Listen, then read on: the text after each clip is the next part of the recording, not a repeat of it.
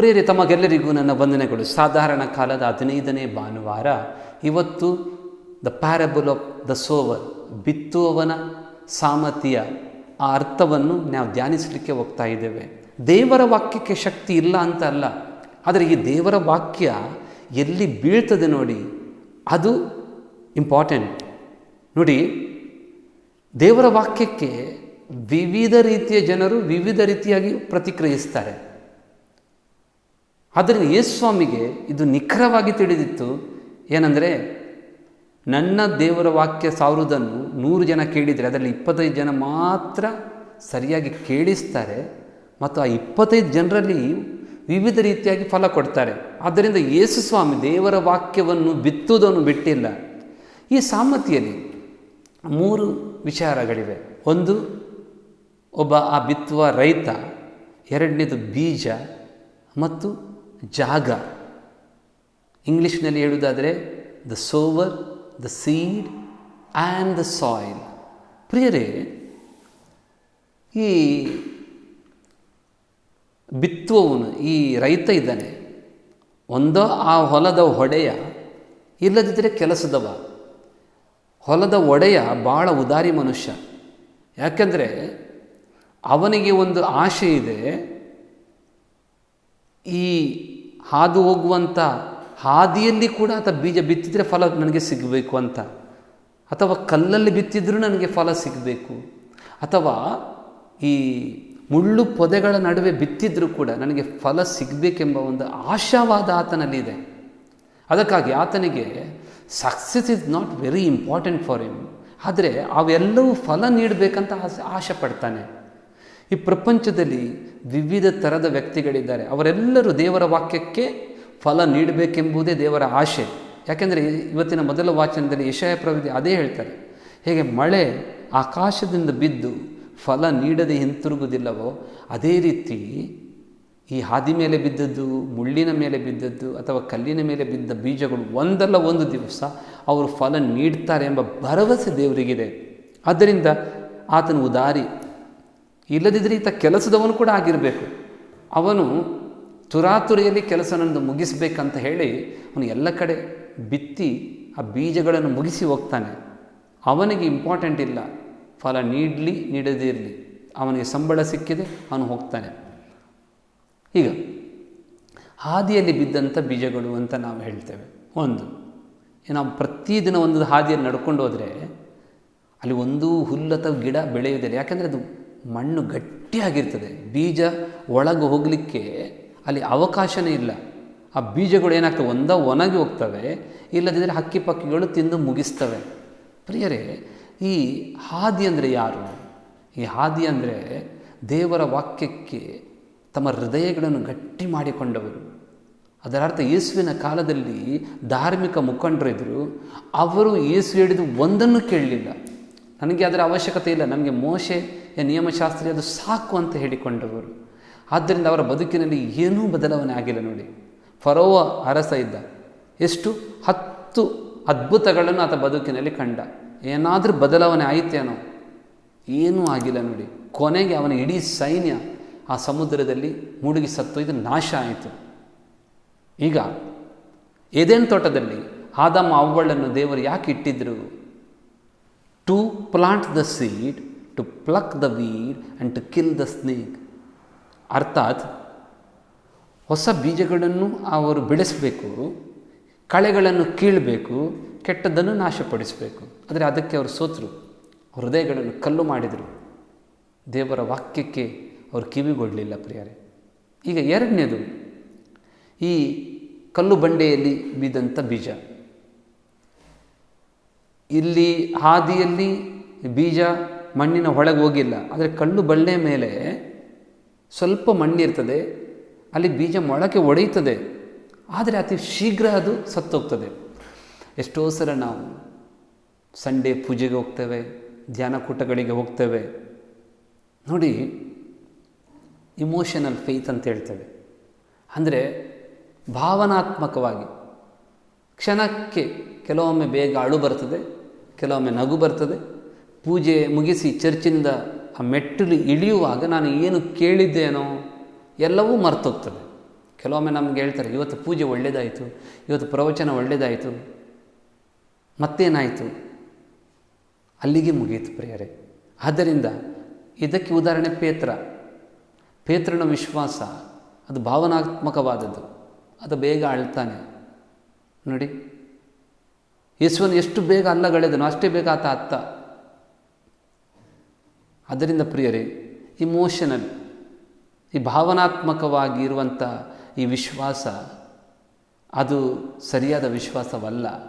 ಮೂರನೇದು, ಈ ಮುಳ್ಳು ಪೊದೆಗಳ ನಡುವೆ ಬೀದಂಥ ಬೀಜ. ಪ್ರಿಯರೇ, ಇದು ಬೀಜ ಬೇಗ ಸಾಯುವುದಿಲ್ಲ, ಮೆಲ್ಲ ಮೆಲ್ಲ ಸಾಯ್ತದೆ.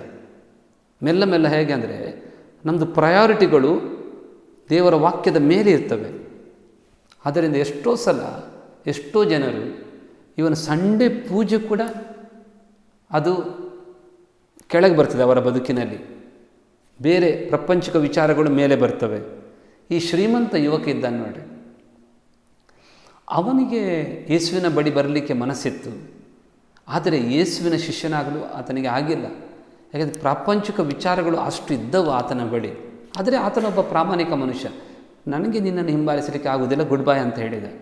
ಆತ ಕಾಂಪ್ರಮೈಸ್ ಮಾಡಿಲ್ಲ, ಅಥವಾ ಕಾಟಾಚಾರಕ್ಕಾಗಿ ಯೇಸುವನ್ನು ಹಿಂಬಾಲಿಸಲಿಲ್ಲ. ಆದ್ದರಿಂದ ಪ್ರಿಯರೇ, ಈಗ ಪ್ರಾಪಂಚಿಕ ವಿಚಾರಗಳು ನಮ್ಮ ಒಳಗಿರುವಂಥ ದೇವರ ವಾಕ್ಯವನ್ನು ಅದುಮಿ ಇಡುವಂತೆ ಮಾಡ್ತದೆ, ಅದು ಬೆಳೀಲಿಕ್ಕೆ ಬಿಡೋದಿಲ್ಲ. ಈಗ ನಾಲ್ಕನೇದು, ಒಳ್ಳೆಯ ಮಣ್ಣು ಇದ್ದಂಥ ಆ ಜಾಗ, ಫಲವತ್ತಾದ ಜಾಗ. ಈ ಫಲವತ್ತಾದ ಜಾಗ ಕೂಡ ಅದರಲ್ಲಿ 4 ಥರದ ಮಣ್ಣಿದೆ ಪ್ರಿಯರೇ. ಆದ್ದರಿಂದ ಯೇಸು ಸ್ವಾಮಿ ಬೀಜದ ಬಗ್ಗೆ ಅಥವಾ ಆ ಬೀಜವನ್ನು ಬಿತ್ತುವ ಆ ಹೊಲದ ಒಡೆಯನ ಬಗ್ಗೆ ಮಾತನಾಡುವುದಿಲ್ಲ. ಯೇಸು ಸ್ವಾಮಿ ಮಣ್ಣಿನ ಬಗ್ಗೆ ಮಾತಾಡ್ತಾರೆ. ಯಾಕಂದರೆ ಕೆಲವರ ಜೀವನ ಅದು 25% ಫಲ ನೀಡ್ತದೆ, ಕೆಲವರದು 50, 90, 30, 60, 90 ಅಂತ ಅವರು ಹೇಳಿದ್ದಾರೆ. ಆದ್ದರಿಂದ ಪ್ರಿಯರೇ, it is the prepared heart ಅಂತ ಹೇಳ್ತೇವೆ. ಇಲ್ಲಿ ಏನಿದೆ ಅಂದರೆ, ಈ ಮಣ್ಣನ್ನು ನಾವು ಉತ್ತಮಗೊಳಿಸ್ಬೋದು. ಈ ಸಾವಯವ ಗೊಬ್ಬರ ಎಲ್ಲ ಹಾಕಿ ನಮ್ಮ ಮಣ್ಣನ್ನು ಹೇಗೆ ನಾವು ಫಲವತ್ತಾಗಿಸ್ತೇವೋ ಹಾಗೆ ದೇವರ ವಾಕ್ಯವನ್ನು ಆಲಿಸುವಂಥ ಜನರ ಆ ಜೀವನವನ್ನು, ಕೇಳುವ ಗುಣಮಟ್ಟವನ್ನು ಇನ್ನೂ ಇಂಪ್ರೂವ್ ಮಾಡ್ಬೋದು. ಆದರೆ ಕಲ್ಲು, ಮುಳ್ಳು, ದಾರಿ ಅದು ಇಂಪ್ರೂವ್ ಮಾಡಲಿಕ್ಕೆ ಆಗೋದಿಲ್ಲ, ಅದನ್ನು ಬಿಟ್ಟೇ ಬಿಡಬೇಕಾಗ್ತದೆ ನಾವು. ಆದ್ದರಿಂದ ಇಲ್ಲಿ ಮಾತೆ ಮರಿಯಳು ನಮಗೆ ಶ್ರೇಷ್ಠವಾದ ಉದಾಹರಣೆ. ಆಕೆ ತನ್ನ ಬದುಕಿನಲ್ಲಿ ದೇವರ ವಾಕ್ಯಕ್ಕೆ 100% ಫಲ ನೀಡಿದಳು. ಈ ಪ್ರಾಪಂಚಿಕ ಮನುಷ್ಯರ ಮಾತುಗಳು ಮತ್ತು ದೇವರ ವಾಕ್ಯಗಳು ಏನು ವ್ಯತ್ಯಾಸ ಇದೆ ನೋಡಿ. ಪ್ರಾಪಂಚಿಕ ಮನುಷ್ಯನ ಎಷ್ಟೇ ಶ್ರೇಷ್ಠನಾದರೂ ಅವು ಬದಲಾಗ್ತವೆ. ಅದು ಮಾತು ಇವತ್ತು ಹೇಳಿದ್ದು ನಾಳೆ ನಾನು ಹೇಳಲಿಲ್ಲ ಅಂತ ಹೇಳ್ತಾನೆ, ಆದರೆ ದೇವರ ವಾಕ್ಯ ಬದಲಾಗುವುದಿಲ್ಲ. ಎರಡನೇದು, ಪ್ರಪಂಚ ನಮಗೆ success, popularity, getting more and more, ಅದರ ಬಗ್ಗೆ ನಮಗೆ ಯೂಟ್ಯೂಬಲ್ಲಿ ಅಲ್ಲಿ ಇಲ್ಲಿ ನಮಗೆ ಕೇಳಲಿಕ್ಕೆ ಸಿಗ್ತದೆ. ಆದರೆ ಯೇಸುಸ್ವಾಮಿ ಪರಿತ್ಯಾಗ ಮಾಡಲಿಕ್ಕೆ ಆ ಸ್ವರ್ಗೀಯ ಮೌಲ್ಯಗಳನ್ನು ನಮಗೆ ಕಲಿಸ್ತಾ ಇದ್ದಾರೆ. ಮೂರನೇದು, ಪ್ರಪಂಚ ನಿನ್ನ ಹೃದಯದನ್ನು ಆಲಿಸು. ಈಗ ಎಷ್ಟೋ ಜನರು ಅವರ ಹೃದಯ ಏನು ಹೇಳ್ತದೆ ಅದನ್ನು ಮಾಡ್ತಾರೆ, ಅವರು ದೇವರ ವಾಕ್ಯ ಏನು ಹೇಳ್ತದೆ ಮಾಡೋದಿಲ್ಲ. ನಿನ್ನೆ ನಾನು ಕೇಳಿದೆ, ಒಂದು ಹುಡುಗಿಗೆ, ಡಿಗ್ರಿ ಓದುವವಳಿಗೆ ಆತಳ ಹೃದಯ ಹೇಳಿತು, ಮನಸ್ಸು ಹೇಳಿತು, ನೀನು ಹೋಗಿ ಸೂಸೈಡ್ ಮಾಡು. ಹಾಗೆ ಮಾಡಿಕೊಂಡು ನೋಡಿ ಪ್ರಪಂಚ. ಆದರೆ ದೇವರ ವಾಕ್ಯ ದೇವರಲ್ಲಿ ನಮ್ಮ ಹೃದಯವನ್ನು ಇಡ್ಲಿಕ್ಕೆ ಹೇಳ್ತದೆ. ದೇವರು ಏನು ಹೇಳ್ತಾರೆ ಅದನ್ನು ಕೇಳಿ ಅಂತ ಹೇಳ್ತದೆ. ನಾಲ್ಕನೇದು, ಈ ಪ್ರಪಂಚ ಏನು ಮಾಡ್ತದೆ ಅಂದರೆ, ಮನುಷ್ಯರ ಮಾತು ಇದು ಕಂಪ್ಯಾರಿಸನ್ ಮಾಡ್ತಾರೆ. ನಾನು ಅವನಿಗಿಂತ ದೊಡ್ಡವನಾಗಬೇಕು, ಇವನಿಗಿಂತ ದೊಡ್ಡವನಾಗಬೇಕು. ಅದಕ್ಕಾಗಿ ನಮಗೆ ಎಂಗ್ಸೈಟಿಗಳು, ಭಯಗಳು ಜಾಸ್ತಿ ಆಗ್ತದೆ. ಆದರೆ ಈ ದೇವರ ವಾಕ್ಯ ನಮಗೆ ಧೈರ್ಯ ನೀಡುವಂಥದ್ದು, ಸಾಂತ್ವನ ನೀಡುವಂಥದ್ದು, ಸಮಾಧಾನ ನೀಡುವಂಥದ್ದು.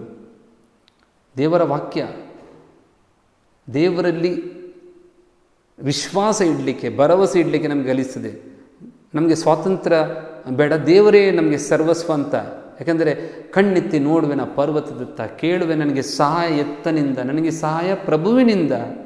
ಈ ಪ್ರಪಂಚ ಮನುಷ್ಯನ ಮಾತುಗಳು, ನೀನು ಸ್ವತಂತ್ರ, ನೀನು ಸಾಧಿಸಿ ತೋರಿಸು, ನಿನ್ನ ಬಲ, ನಿನ್ನ ಯುಕ್ತಿಯಲ್ಲಿ ನಿನಗೆ ನಂಬಿಕೆ ಇಡು ಅಂತ ಹೇಳ್ತದೆ ಪ್ರಿಯರೇ. ಆದ್ದರಿಂದ ಈ ದಿವಸ ನಾವು ಏನು ಮಾಡೋಣ?